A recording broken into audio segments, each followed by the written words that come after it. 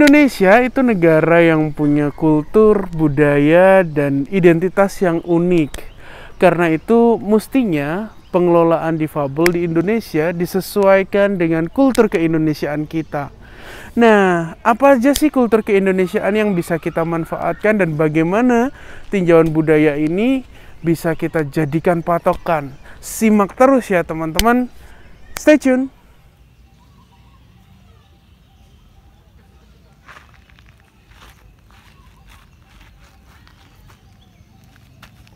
Hai teman-teman, mesti antusias ya. Hari ini aku mau sharing tentang cara pandang terkait kebijakan tentang difabel di Indonesia. Cara pandang yang menggunakan pendekatan budaya seperti yang aku sebutkan di awal.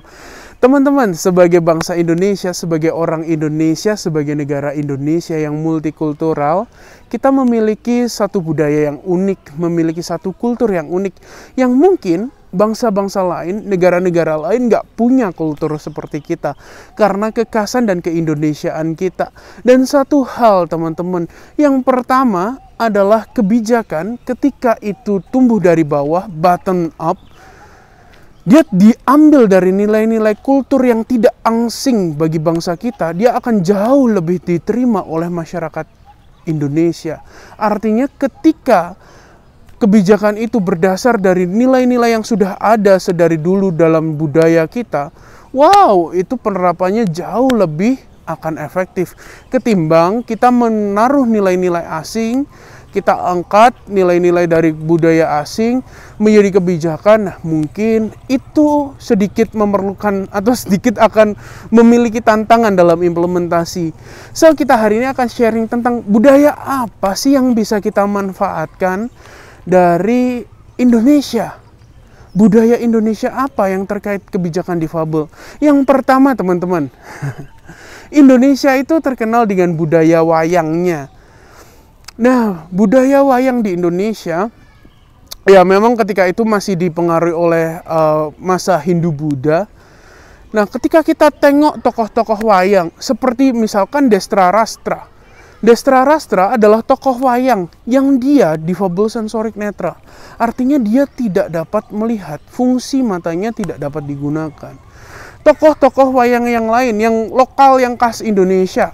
Kalau teman-teman pernah dengar cerita Gareng Semar Petruk Bagong.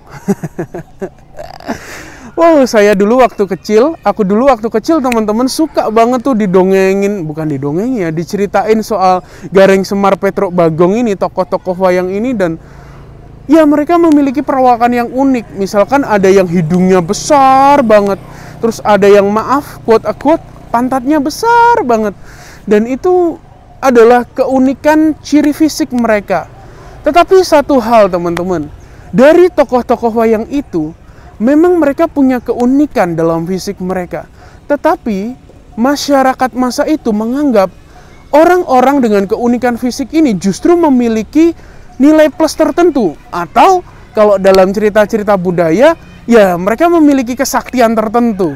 Itu yang pertama. Yang kedua, cerita-cerita rakyat. Cerita-cerita rakyat di Indonesia ternyata juga sudah mengakui eksistensi, mengakui keberadaan difabel ternyata dalam masyarakat. Selain tadi wayang, ini cerita-cerita rakyat. Nah, kemudian bagaimana cerita-cerita rakyat yang seperti apa?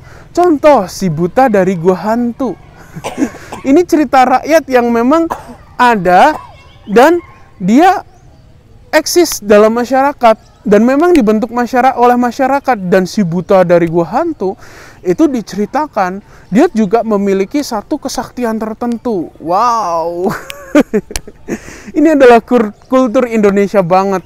Artinya apa teman-teman? Dari wayang, dari cerita rakyat, cerita perwayangan itu, kita tahu sebenarnya masyarakat Indonesia, nenek moyang kita sedari dulu sudah merekognisi, sudah yang namanya mengetahui, mengakui keberadaan difabel dalam masyarakat.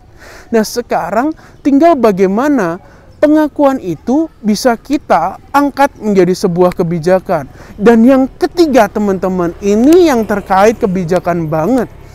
Indonesia tuh sebagai negara timur, dia komunitarianismenya sangat tinggi. Artinya kepedulian antara satu dengan yang lain, hidup berkomunitas, itu sangat tinggi. Nah, sebenarnya kebijakan-kebijakan kita, kebijakan-kebijakan terkait difabel secara spesifik, mestinya memiliki nilai-nilai kepedulian yang tinggi. Jadi kalau misalkan di negara-negara barat dengan kulturnya yang sangat individualis, mereka bisa dengan mudah mencapai kebebasan, mencapai ini dan itu. Tetapi di Indonesia kita harus berpikir bahwa, oh iya, negara kita adalah negara yang komunitarianismenya tinggi. Negara yang kepeduliannya tinggi. Negara yang memang hidupnya berkomunitas dan bermasyarakat, bukan negara yang individualis. Dan sebenarnya nilai-nilai ini yang bisa kita manfaatkan, yang bisa kita angkat menjadi satu kebijakan untuk hukum, untuk kebijakan terkait difabel ke depannya. Jadi, dengan komunitarianisme misalkan, kita akan lebih mudah untuk mencapai bagaimana difabel bisa berkontribusi dalam kehidupan bermasyarakat. Karena komunitas mendukung. Jadi, itu teman-teman, 3 hal yang bisa kita manfaatkan. 3 hal tinjauan yang menurut saya mungkin ini adalah tinjauan yang sederhana terkait bagaimana sih sebenarnya budaya Indonesia dapat dijadikan sebagai dasar untuk membangun satu kebijakan terkait difabel yang memang Indonesia banget. Semoga sharingku kali ini bermanfaat teman-teman. Kalau teman-teman ada pendapat lain, kalau teman-teman ada saran, masukan, teman-teman ada komentar, silahkan ketikkan di kolom komentar di bawah. Aku tunggu, jangan sungkan, jangan ragu untuk membagikan video ini ke teman-temanmu yang lain. Supaya apa? Supaya video ini juga semakin bermanfaat. Oke teman-teman, sekian dari aku dan salam antusias.